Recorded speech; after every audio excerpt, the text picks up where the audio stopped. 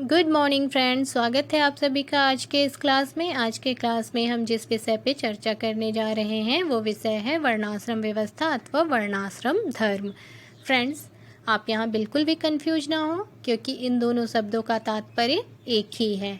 आज का ये टॉपिक इन प्रतियोगी परीक्षाओं के दृष्टिकोण से भी आपके लिए महत्वपूर्ण है। ये टॉपिक न केवल फिलॉसफी के स्टूडेंट्स के लिए बल्कि हिस्ट्री और सोशियोलॉजी के स्टूडेंट्स के लिए भी इन प्रतियोगी परीक्षाओं के दृष्टिकोण से उपयोगी है।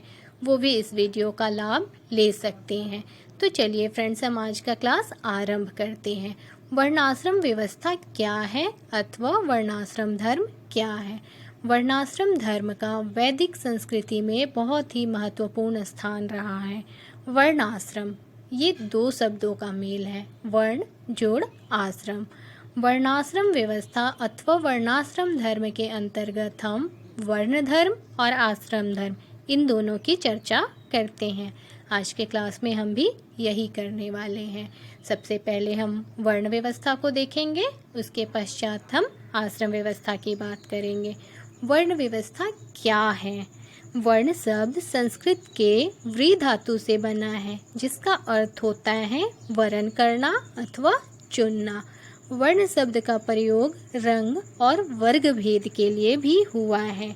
वर्ण धर्म सामाजिक कार्यपरक धर्म है।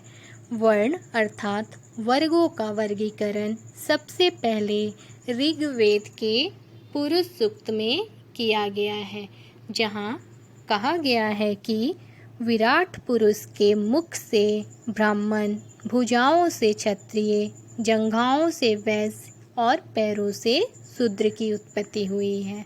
वहीं श्रीमद् भागवत गीता के 18वें अध्याय में श्री कृष्ण के द्वारा कहा गया है कि गुण और कर्मों के अनुसार चारों वर्णों की उत्पत्ति ईश्वर के द्वारा हुई है।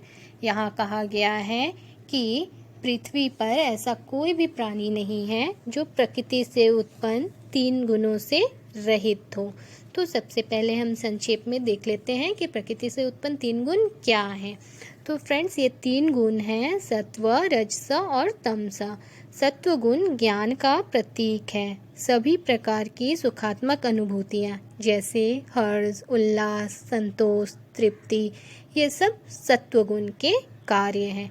वहीं रजस गुण क्रिया का प्रेरक है। ये दुख का कारण है। सभी प्रकार की दुखात्मक अनुभूतियाँ जैसे विषाद, चिंता, असंतोष, अतृप्ति आदि रजस के कार्य हैं। तथा तमस गुण जो है वो अज्ञान और अंधकार का प्रतीक है। इसका रंग काला होता है और तमस के फलस्वरूप मनुष्यों में आलस और निष्क्रियता का जन्म होता है। तो इस प्रकार हमने देखा कि प्रकृति के गुण क्या हैं और श्रीमद् भागवत गीता में इन्हीं गुणों के संदर्भ में कहा गया है कि इस पृथ्वी पर ऐसा कोई भी प्राणी नहीं है जो प्रकृति से उत्पन्न हुए इन तीनों गुणों से रहित हो। जिसमें सत्व गुण की अधिकता होती है उसे ब्राह्मण बनाया गया है। जिसमें सत्व मिश्रित रजोगुण की अधिकता होती है उन्हें क्षत्रिय रचा गया है। जिनमें तमो मिश्रित रजोगुण की प्रबलता होती है उन्हें वैश्य, और जिनमें रजो मिश्रित तमोगुण की प्रधानता होती है उसे शूद्र के रूप में रचा गया है। इस प्रकार गुणों के अनुसार चारों वर्णों को निर्मित किया गया है। चारों वर्णों का कर्म अपने वर्ण के स्वभावजन्य गुणों के अनुसार पृथक पृथक विभाजित किए गए हैं। हम महाभारत के भीष्म पर्व में भी देख सकते हैं। यहाँ भी कहा गया है कि इन चारों वर्णों के स्वभाव और कर्म भिन्न भिन्न हैं। अब हम इन चारों वर्णों के कर्मों को देखेंगे। तो फ्रेंड्स, ये 4 वर्ण हैं, ब्राह्मण, क्षत्रिय, वैश्य और शूद्र। तो सबसे पहले हम ब्राह्मण वर्ण की बात करते हैं। ब्राह्मण के संदर्भ में कहा गया है कि ये सत्व गुण संपन्न होते हैं, इसलिए इनका कर्म जो होता है, इनका जो कर्तव्य होता है वो होता है वेद का अध्ययन, यज्ञ कराना, यज्ञ करना, दान देना, दान लेना, अध्यापन करना आदि। वहीं श्रीमद् भागवत गीता के 18वें अध्याय के 42वें श्लोक में कहा गया है कि सम, दम, तप, शौच, शांति, अर्जो, ज्ञान और विज्ञान, आस्तिकाय, ये सब जो है वो ब्राह्मण के स्वाभाविक कर्म हैं।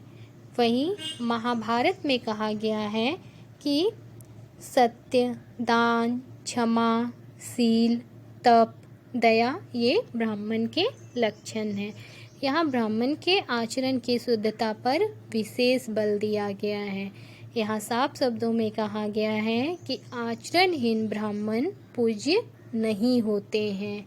अब हम अगले वर्ण क्षत्रिय पे आते हैं। क्षत्रिय के संदर्भ में कहा गया है कि जिसमें सत्व मिश्रित रजोगुण की प्रधानता होती है वो क्षत्रिय होते हैं। इनका कर्तव्य होता है वेद का अध्ययन करना, यज्ञ कराना, दान देना, युद्ध करना, प्रजा का पालन करना। वही महाभारत में क्षत्रिय का लक्षण राजधर्म बताया गया है। श्रीमद् भागवत गीता के 18वें अध्याय के अगले श्लोक में कहा गया है कि शौर्य, तेज, दक्षता, युद्ध से पलायन न करना, दान, ईश्वर भाव अर्थात स्वामी भाव, ये सब क्षत्रिय के स्वाभाविक कर्म होते हैं। अब हम अगले वर्ण वैश्य पे आते हैं। वैश्य के संदर्भ में कहा गया है कि जिसमें तमो मिश्रित रजोगुण की प्रबलता होती है वो वैश्य होते हैं और इनके कर्म होते हैं वेद का अध्ययन करना, यज्ञ कराना, दान देना, कृषि करना, पशुपालन करना और व्यापार करना। अगला वर्ण जो है वो है शूद्र। इनके संदर्भ में कहा गया है कि जिसमें रजो मिश्रित तमोगुण की प्रधानता होती है वो शूद्र होते हैं और इनका कार्य द्विजों की सेवा करना है। यज्ञवल्क्य ने कहा है कि शूद्र केवल सेवा पर निर्भर नहीं थे, वो अपनी आजीविका के लिए बढ़ई, चित्रकार, रंग सज्जा, नृत्य, गायन, वादन इन सब का भी प्रयोग करते थे। श्रीमद् भागवत गीता के 18वें अध्याय के अगले श्लोक में वैश्य और शूद्र दोनों का वर्णन एक ही श्लोक में किया गया है, जहाँ कहा गया है कि कृषि, गौपालन तथा वाणिज्य अर्थात व्यवसाय ये वैश्य के स्वाभाविक कर्म थे और सेवा करना शूद्रों के स्वाभाविक कर्म थे। इस प्रकार हमने देखा कि वर्णों का सबसे पहले जो हम दर्शन पाते हैं वो ऋग्वेद के पुरुष सूक्त में पाते हैं। किस प्रकार वर्णों का विभाजन हुआ और इनका क्या कर्म था, क्या कर्तव्य था इनका। अब हम देखते हैं कि इस प्रकार का वर्ण व्यवस्था क्यों किया गया। तो मनुष्य जो है वो एक सामाजिक प्राणी है, वो समाज में रह के अपने आप को पूर्ण करते हैं, सिद्ध करते हैं। तो मनुष्यों के लिए एक सुगठित समाज का होना बहुत ही आवश्यक होता है। कोई भी समाज तभी सुगठित और सुव्यवस्थित होगा जब उसके सदस्यों की आवश्यकताओं की पूर्ति के लिए सारे कार्य सुचारू रूप से संपादित हो, क्योंकि आवश्यकताएं अनेक होती हैं और भिन्न भिन्न प्रकार की होती हैं, इसलिए उसकी पूर्ति भी भिन्न भिन्न प्रकार के दक्षता रखने वाले लोग ही कर सकते हैं। शारीरिक रूप से निर्बल व्यक्ति भारी औजार से काम नहीं कर सकता है। ठीक उसी प्रकार से मानसिक रूप से असक्षम व्यक्ति उच्च मानसिक क्षमता रखने वाले कार्यों में अपनी योग्यता नहीं दे सकता है। इसीलिए प्राचीन काल में दक्षता और क्षमता के अनुरूप कर्तव्यों का निर्धारण किया गया था। हम देखते हैं कि पाश्चात्य जगत में प्लेटो ने भी समाज की सुव्यवस्था के लिए वर्ग विभाजन की आवश्यकता को स्वीकार किया। वहाँ भी हम 4 वर्गों को देख सकते हैं, जिसमें एक वर्ग था जो बौद्धिक कार्य करता था, दूसरा जो युद्ध में, और तीसरा जो कृषि व्यापार में लगता था, और चौथा वर्ग जो था वो दासों का वर्ग था। तो इस प्रकार हमने देखा कि न सिर्फ भारतीय जगत में बल्कि वेस्टर्न जो जगत है, पाश्चात्य जो जगत है, वहाँ पर भी समाज को सुव्यवस्थित करने के लिए वर्ग विभाजन की आवश्यकता को स्वीकार किया गया है। आरंभ में जो वर्ण व्यवस्था है उसका रूप इतना कट्टर नहीं था। उस समय व्यक्ति जो थे वो परिस्थितिजन्य कारणों से ब्राह्मण, क्षत्रिय, वैश्य के कार्य करते थे और उसी क्रम में उन्हें ब्राह्मण, क्षत्रिय, वैश्य कहा जाता था। डॉक्टर राधा कृष्णन लिखते हैं कि मूलभूत आर्य जो थे वो सब एक ही वर्ग के थे।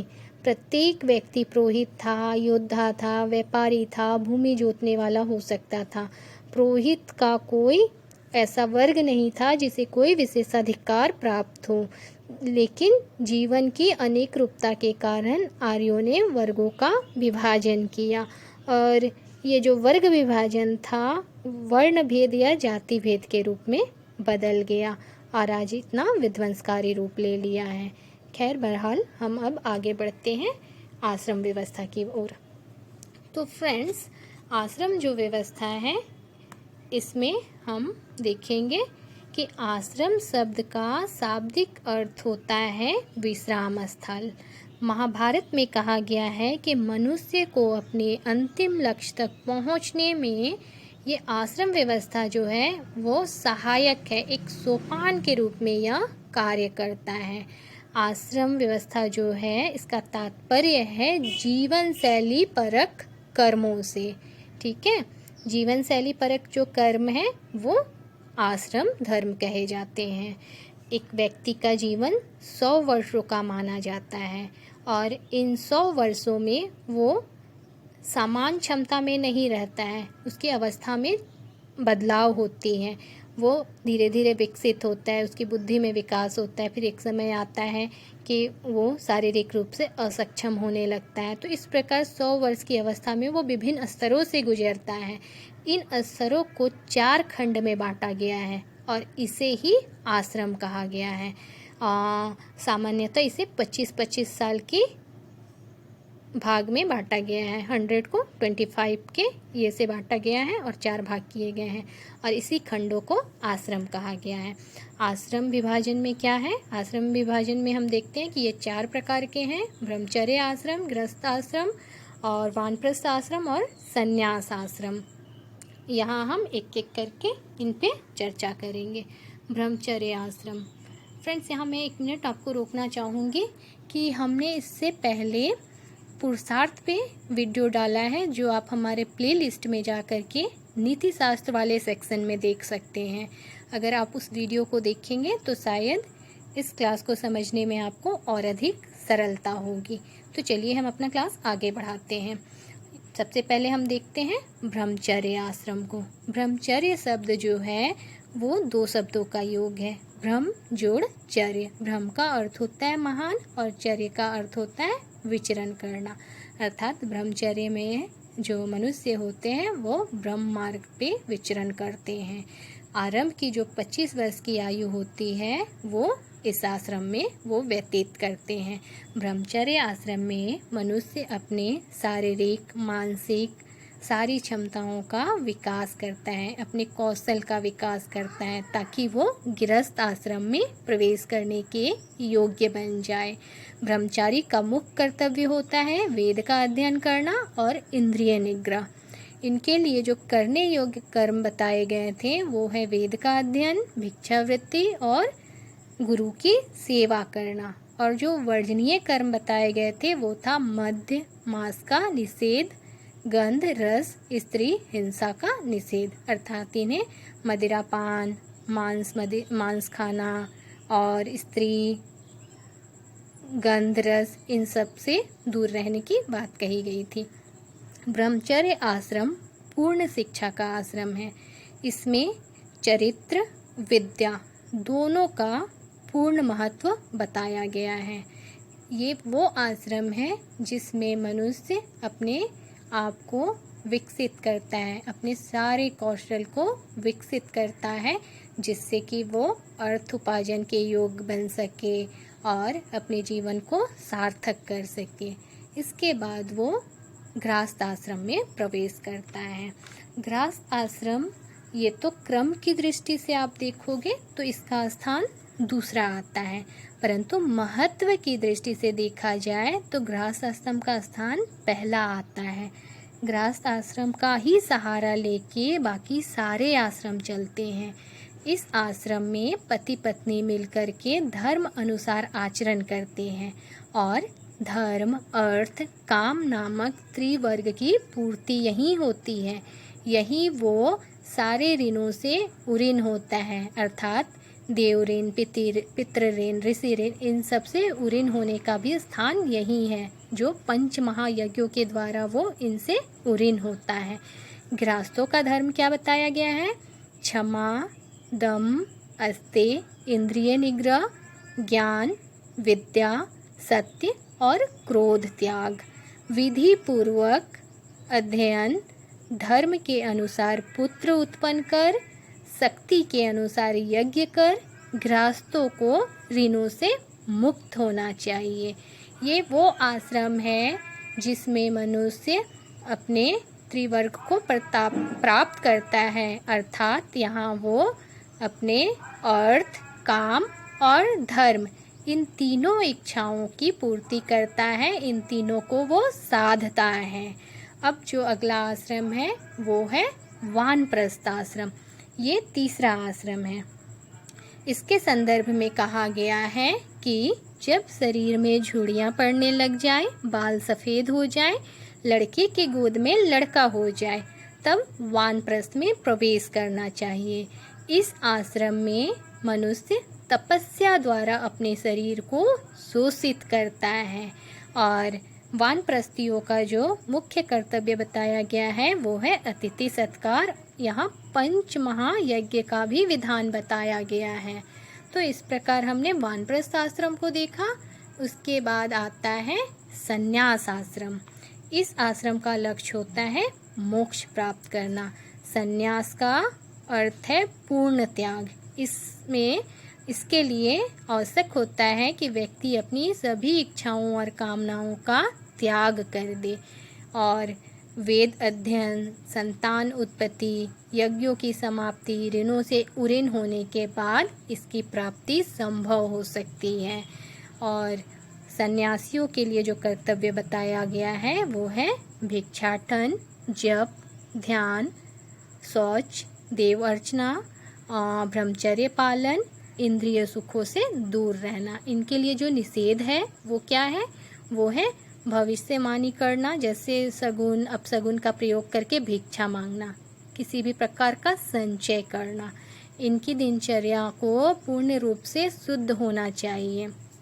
तो इस प्रकार वो संन्यास आश्रम में अपने परम पुरुषार्थ को सिद्ध करता है, मोक्ष को प्राप्त करता है। और मोक्ष को प्राप्त करने के लिए उसे अपनी सारी इच्छाओं को तृप्त करके उन्हें त्याग करना होता है। जब वो सारी इच्छाओं को जी लेता है, उनमें सिद्ध हो जाता है, तब वो मोक्ष की ओर प्रवेश करता है और उसके लिए वो प्रयास करता है।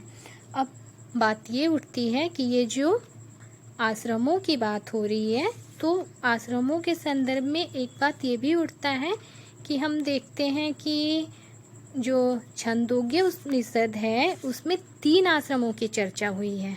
यहाँ हम देखते हैं कि ब्रह्मचर्य आश्रम और गृहस्थ आश्रम तथा वानप्रस्थ आश्रम की चर्चा हुई है, जबकि मंडूक्योपनिषद में संन्यास शब्द का प्रयोग हुआ है। और यहाँ कहा गया है कि संन्यास का अर्थ होता है मन को शुद्ध करना। और जब हम ज्वालोपनिषद को देखते हैं तो हम पाते हैं कि यहाँ चारों आश्रमों का और उनके पूर्व कर्म का स्पष्ट वर्णन देखा जाता है। आश्रम की चर्चा पहले भी हमने देखी है, लेकिन जो स्पष्ट वर्णन होता है वो यहीं होता है। और यहाँ बताया गया है कि ब्रह्मचर्य निवास समाप्त करने के बाद गृहस्थ होना चाहिए, उसके बाद वन में निवास करना चाहिए अर्थात वानप्रस्थी होना चाहिए, और उसके बाद उसे संन्यास ग्रहण करना चाहिए। तो फ्रेंड्स, आश्रमों के संदर्भ में विभिन्न मत देखने को मिलता है। जब हम मनुस्मृति को देखते हैं तो वहाँ हम पाते हैं कि ब्राह्मण के लिए इन चारों आश्रमों को व्यवस्था दी गई है। उसे अपने सारे पुरुषार्थ को सिद्ध करने के बाद मोक्ष प्राप्ति की बात कही गई है और संन्यास आश्रम की सुविधा उसे दी गई है, जबकि क्षत्रिय के संदर्भ में उन्हें केवल वानप्रस्थ तक जाने की बात कही गई है और वैश्य और शूद्रों को गृहस्थ आश्रम तक सीमित रखा गया है। तो इस प्रकार हम देखते हैं कि भिन्न भिन्न लोगों के द्वारा विभिन्न प्रकार के विचार हमारे समक्ष आश्रम और वर्णों को लेकर के आए हैं।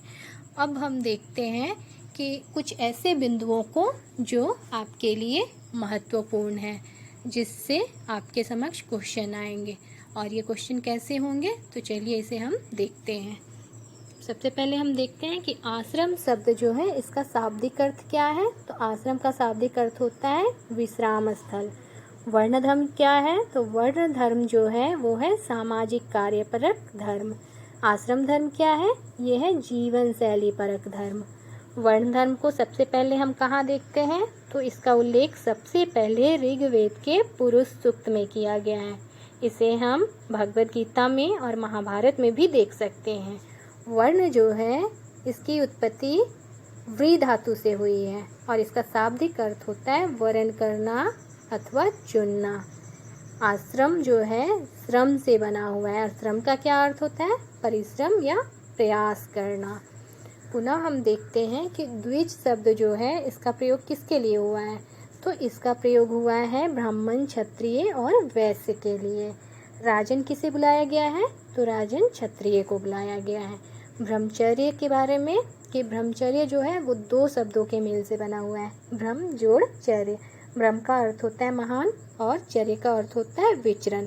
तो ब्रह्मचर्य जो है वो ब्रह्म मार्ग पर विचरण करना है और इनके कर्म बताए गए हैं वेद का अध्ययन करना और इंद्रिय निग्रह करना। गृहस्थ आश्रम में हम क्या होते हैं, तो हम यहाँ त्रिवर्ग को प्राप्त करते हैं। धर्म, अर्थ और काम की सिद्धि इसी गृहस्थ आश्रम में होता है और 5 महायज्ञों के द्वारा ऋण से उऋण भी इसी गृहस्थ आश्रम में मनुष्य होता है।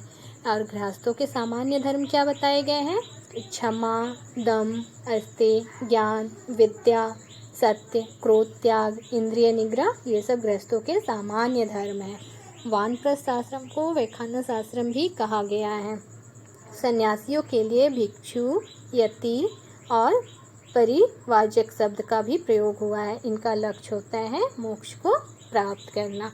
तो इस प्रकार से आपके समक्ष प्रश्न होंगे इस टॉपिक से। फ्रेंड्स, अब हम देखते हैं कि इतनी चर्चा के बाद हम इस निष्कर्ष पे पहुंचते हैं कि वर्णाश्रम व्यवस्था जो है, इसमें वर्ण व्यवस्था और आश्रम व्यवस्था जो है वो समाज को और मानव को दोनों के जीवन को एक व्यवस्थित रूप देने का प्रयास है। वर्ण व्यवस्था के अनुसार व्यक्ति अपने अपने वर्णों के अनुसार कार्य करता था, परंतु आश्रम व्यवस्था जो था वो सामाजिक व्यवस्था था। ठीक है, और वर्ण और आश्रम इन दोनों व्यवस्था के द्वारा मनुष्यों को जीवन को एक सुचारू रूप देने का, एक सुगठित रूप देने का प्रयास किया गया था। अगर वर्णों का विभाजन नहीं होगा दक्षता के अनुसार और क्षमता के अनुसार, तो समाज में रह रहे मनुष्यों की आवश्यकताओं की पूर्ति नहीं हो पाएगी। वैसे ही अगर आश्रम का जो विभाजन किया गया है वो नहीं किया जाएगा तो जीवन में एक अव्यवस्था आ जाएगी। आप वर्तमान परिवेश में देखना कि इंसान ब्रह्मचर्य आश्रम में अपनी शक्तियों का विकास तो करता है, अपने कौशल का विकास करता है, गृहस्थ में प्रवेश करके वो अर्थ, काम और धर्म को भी अर्जित करता है, लेकिन वो अपनी इच्छाओं का त्याग नहीं कर पाता। वो अपनी इच्छाओं का त्याग नहीं कर पाता है, जिसके कारण वो हमेशा सारे चीज़ों का संचय अपने लिए करने में, अपने स्वार्थ में लगा रहता है, जिसका दुष्परिणाम आज हमें देखने को मिलता है कि एक पुत्र ही होता है जो अपने पिता की हत्या तक के लिए उतर आता है। क्यों? क्योंकि उसे लगता है कि पिता जो हैं सारे धन पे कुंडी मार के बैठे हुए हैं। तो ये सारी जो व्यवस्था थी इसलिए थी कि इंसान अपने पुरुषार्थ को सिद्ध करे, अपने जीवन को सिद्ध करे और सुचारू रूप से चलाए। तो फ्रेंड्स, आज की क्लास में इतना ही। अगले क्लास में फिर हम नए टॉपिक के साथ मिलते हैं। तब तक के लिए धन्यवाद।